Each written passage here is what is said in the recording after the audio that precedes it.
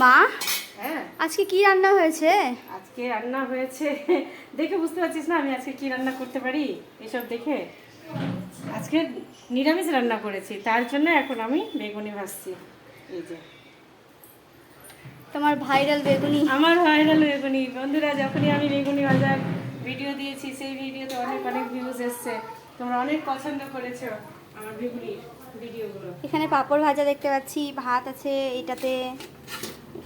না, ভাত নাই, জল আছে। হ্যাঁ, ভাতটা ওইদিকে বাবাদেরকে খেতে দিয়েছি, ওখানে ভাত আছে। আর এই যে এখানে পাঁপড় ভাজা, আর হচ্ছে এখানে মিক্স সবজি আর মুগের ডাল, তার সঙ্গে গরম গরম বেগুনি ভাজা, পাঁপড় ভাজা, আমের আচার। চাটনি করিনি কিন্তু, আজকে কেনা আমের আচার দিয়ে সবাই জমিয়ে খাওয়া দাওয়া করছে।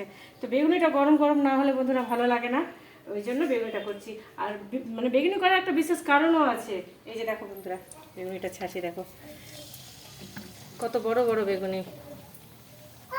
তো কারণটা বিশেষ হচ্ছে এই যে যে সামনে তো রমজানটা গেল, তো বেগুন মানে বেসনগুলো বেঁচে গেছিলো, তো বেসনগুলো তো করে কিছু খেতে হবে, তার জন্য আজকে কোনো রকম কোনো কিছু ফ্রাই করিনি, আজকে বেগুনিই করছি। নিরামিষ ভাতের সাথে বেগুনি খেতে ভালো লাগবে।